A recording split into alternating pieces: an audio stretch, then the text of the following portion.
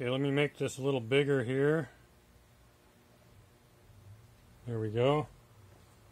Okay, so I had the blue mold rubber yesterday and I was trying to cut it.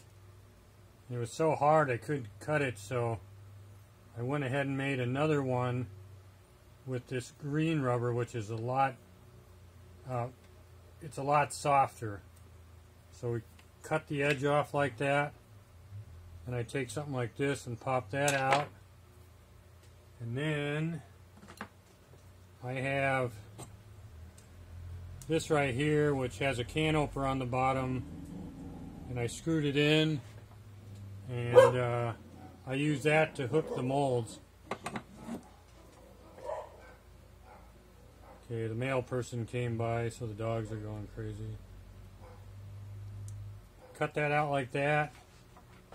So, real important here. Let's see, I'm going to wear eye protection in case I slip. Doesn't shoot up and hit me in the face. I always keep my pinky on the bench pin. I got a brand new scalpel on here,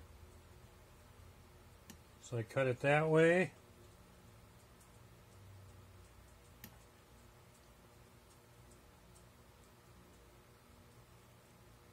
Kind of do it wavy along the side.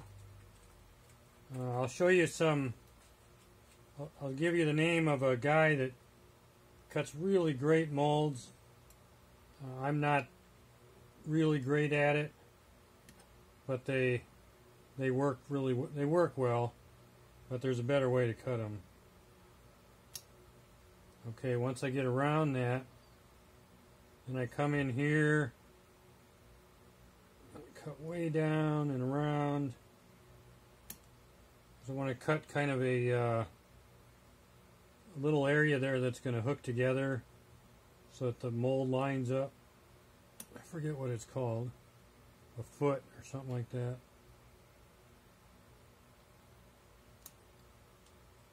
Like I say, there's a much better way to do this. But this actually does work well.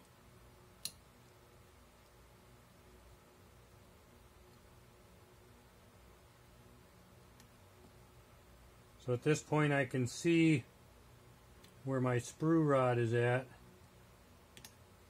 And so this is a ring, and what's important is that you get the parting line to be in a good place so that it doesn't show up when you inject your wax and then have to cast it.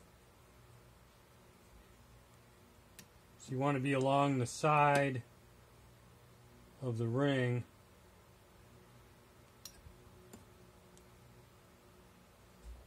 And not going down the middle of it. Now for the inside, I like to start in like this.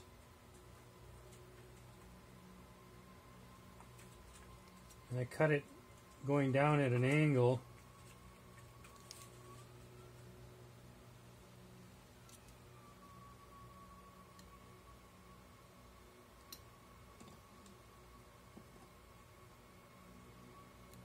I'm probably doing this faster than normal because my mail person is just down the street.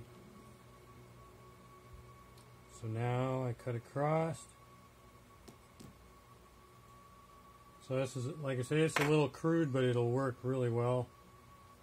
The next thing I got to do is where the sprue meets the, usually sometimes I solder them on and then you don't have this problem. If it's not soldered on, then you need to cut that out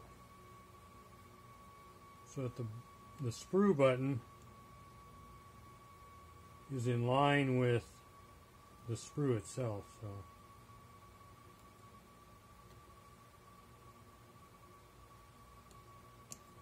there we go. So now we have a mold that locks together really well. It's got two halves. When you inject it, it'll produce a decent wax. So that's it. And I will turn this off. Thank you.